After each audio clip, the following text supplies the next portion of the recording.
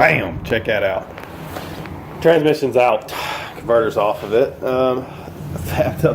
I'll stitch in a picture of my little trans jack ish thing. I mean, it's been sitting there on it for a good day or so. No problems whatsoever. Hasn't cracked or nothing. It's done fine. It's just ghetto fabbed up, guys. I can do it. You can do it, right?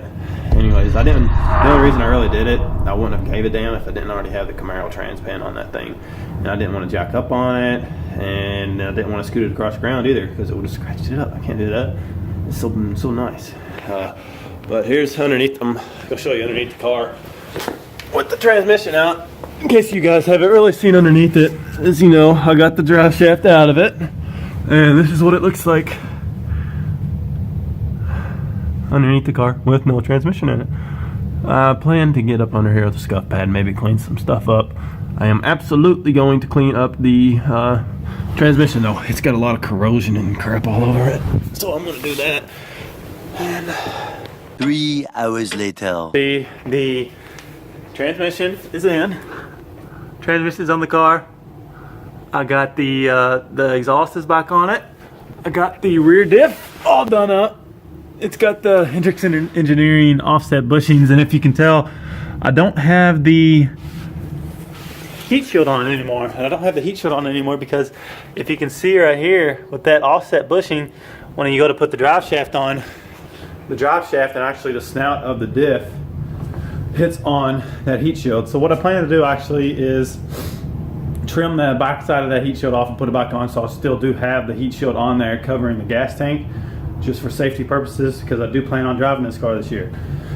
And anyways, besides that, I got the trans cooler from William Corey. I decided to get the big boy. It's I believe it's the 24,000 BTU trans cooler. The Veram's back on. I had to take it back off to do the trans lines. You can see down there, those are down there.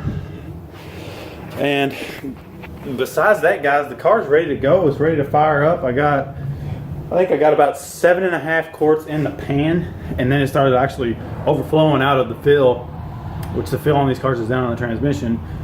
But I plan to fire it up here in a couple minutes, and then I will fill it the rest of the way with transmission fluid, and then get her going. I had to buy a new battery, and I decided to actually upgrade. I say upgrade, downgrade, I guess, to a group size 26R battery. And it's very important to do the R because the terminals are the correct orientation on the R, which just means reverse terminal.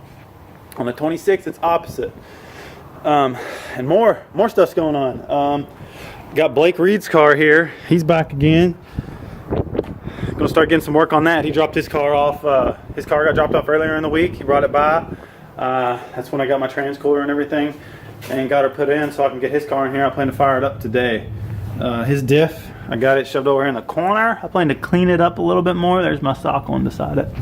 And then I'll be able to really get going on his car. I plan to actually have the transmission out of it and back in it this weekend. That's what I'd like to do, just so I can get the car rolling around again, and maybe even get the diff done too. That way it's just down on the ground and I can deal with the nitrous. But besides that, guys, yeah, I'm gonna fire this thing up, get some fluid in it, see if we can get it rolling again.